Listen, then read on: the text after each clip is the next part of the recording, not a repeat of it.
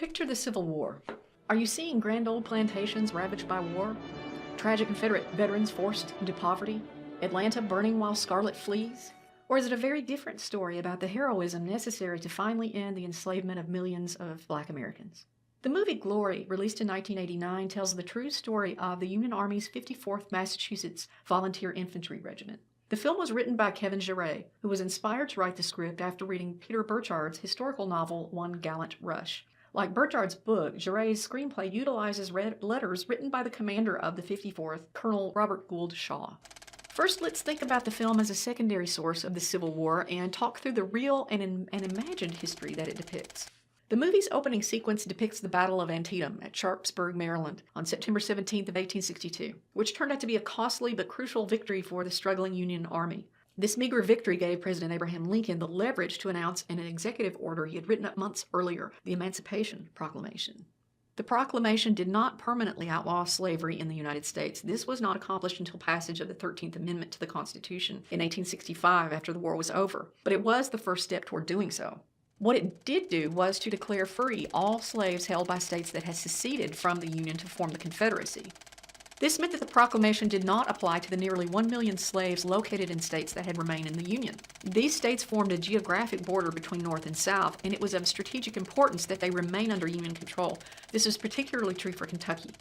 The proclamation went into effect on January 1st, 1863. In February of 1863, the state of Massachusetts was the first to call for African American male volunteers. Prior to this, men of color had not been permitted to serve in the United States Army. This fact is a reminder that while slavery may have been a Southern institution, racism was not relegated to that region.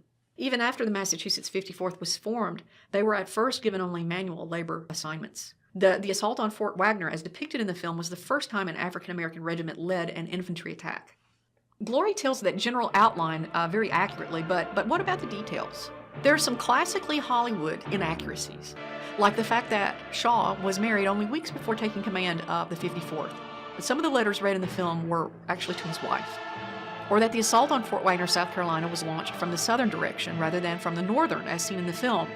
Perhaps a minor point, but it annoys some military historians. Also, the emotional scene in which Denzel Washington's character is whipped for attempted desertion is unlikely to have occurred, as the Union had outlawed flogging as a military punishment several years prior. Then there are the bigger fictions, like the fact that none of the main characters except Shaw reflect real historical people.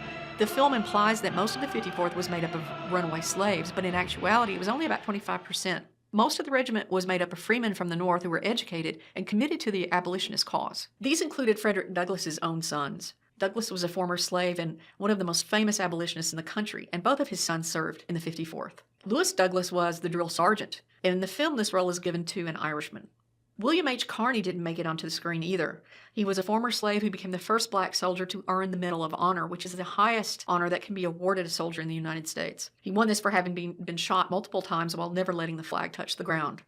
As you watch the movie, ask yourself, can we still use this film as a secondary historical source of the Civil War? Do these fictions and inaccuracies damage it for you? And more interestingly, why do you think they were made? The film is also, of course, a primary source of the 1980s, just as Gone with the Wind is a primary source of the 1930s. The two films show us how much has changed between these decades, but they're especially far apart in their portrayal of race. Glory was made in post-civil rights America, when white audiences were more receptive to valorizing African Americans who fought in the Civil War. It's unlikely that a film like this would have existed in Jim Crow America in the 1940s or 1950s.